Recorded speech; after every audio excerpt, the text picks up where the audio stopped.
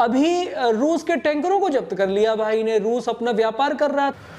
आखिर ये ट्रम्प चच्चा चाह क्या रहे हैं भैया? वो जब देखो तब जिसको देखो उसी को धमकाने लगते हैं, जिसके ऊपर चाहे उसी के ऊपर आक्रमण करने लगते हैं, जब मन करता है प्रतिबंध लगाने लगते हैं, अपनी शर्तों के हिसाब से दुनिया को चलाना चाह रहे हैं। आखिर मनसा क्या है उनकी?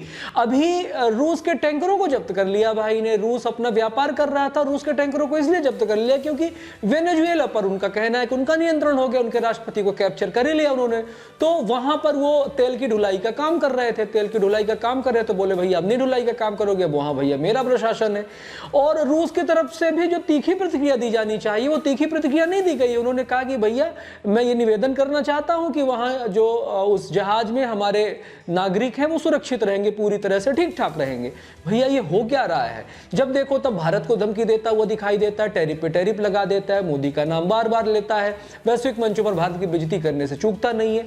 आखिर ये आदमी करना क्या चाह रहा है? और रूस की कोई भी प्रतिक्रिया अभी तक ऐसी नहीं आई है जो सांत्वना देने वाली हो कि चलो क्रिया की जो प्रतिक्रिया होती है वो चोर की दाढ़ी में तिनके के जैसा दिखाई देता है। यूक्रेन में वो भी फंसा हुआ है अपनी हेकड़ी में, रूस भी लगातार अपने बिछाए हुए जाल में फंसता चला जा रहा है। ये विश्व की राजनीति आखिर किधर जाती हुई दिखाई देती है और भारत अपने आप को कहां पर देखता है?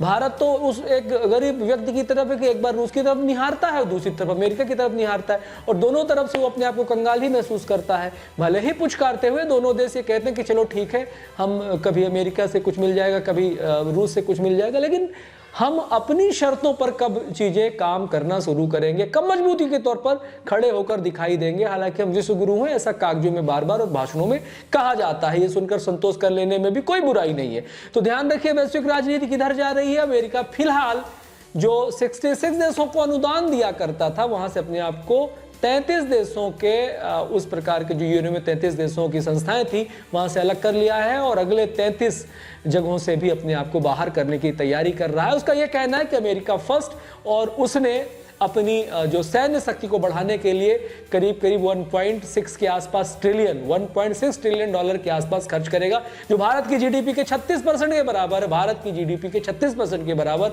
अकेले वे अपने सैन्य उपकरणों के लिए बजट बनाने की तैयारी कर रहा है। इसका मतलब सीधा है, अमेरिका कंगाल हो चुका है और अमेरिका की स्थिति पहले जैसी नहीं रही। अपने आप को मजबूत बनाने के लिए वो कई मोर्चों पर अपने आप को खड़ा करने का प्रयास किया जा। सुनने में तो ये भी आया है कि ये सनकी बाबा यानी कि ट्रंप दादा, ट्रंप चाचा और ट्रंप बिंदी बिंदी बिंदी तीसरी बार राष्ट्रपति बनने के लिए वहां के संविधान को संशोधित करने जा रहे हैं और वहां पर बहुत प्रकार के अमेंडमेंट करने की तैयारी कर रहे हैं। लगातार डेनमार्क, मैक्सिको, जो भी क्यूबा, इन तमाम देशों में उसकी नज़र बनी हुई है और एक छोटा सा द्वीप है जिसको वो हथियाना चाहता है। इसी वजह से डेनमार्क से वो डील कर रहा है। डेनमार्क कह रहा है कि मैं नहीं बेचूंगा, लेकिन उसके बावजूद भी जिद पर अड़ा हुआ है।